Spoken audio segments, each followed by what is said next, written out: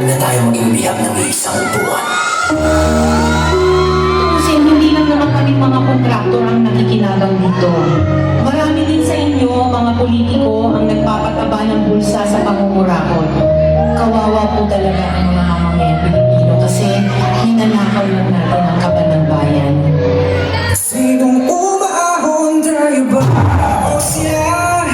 Unang hindi nila habang nakalubog ka ba sa hinahirap ang mga ay pumunto na ng mga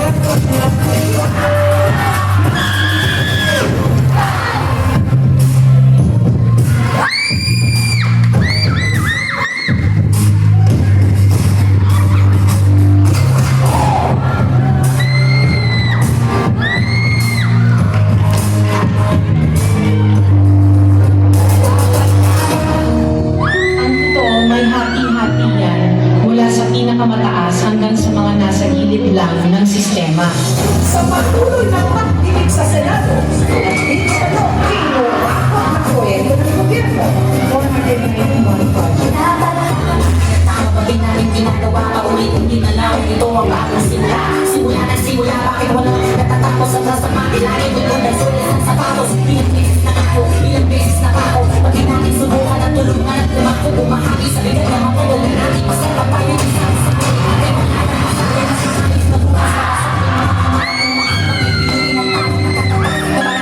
Tawag na tayo papakutura sa ating kapagyamin. Hindi mo iibig na magsisi. Wala sa Kristo, hindi ka nakilala at pag-ibig sa lahat ng iyong pamamagitan. Hindi tayo hindi sino, wag na natin dapat ka. Huwag ninyong ipakita sa publiko na malinis kayo dahil sa bawat proyekto may kapalit na porsyento para sa inyong mga opisina. Tingnan ninyo rin ang mga pangalan na nakaupo ngayon at lalo na sa mismong mga nagpapalakad ng gobyerno.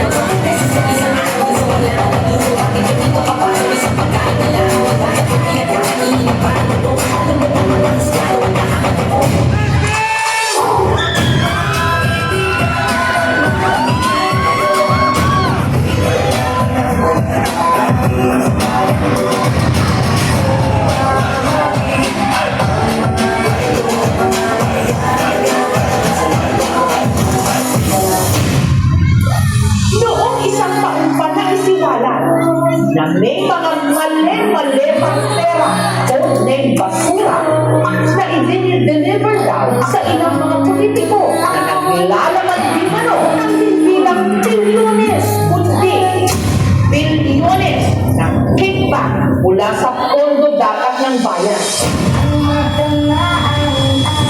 Nakakabalo ng maging mahirap.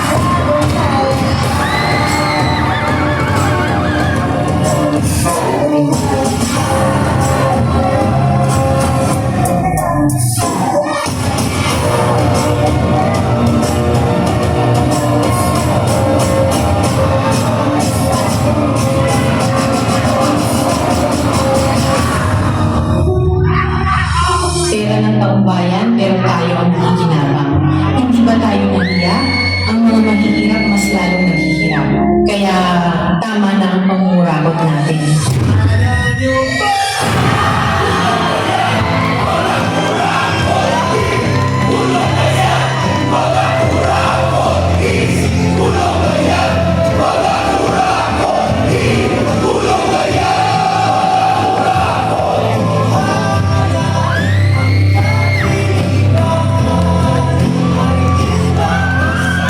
Heavy bass thumping.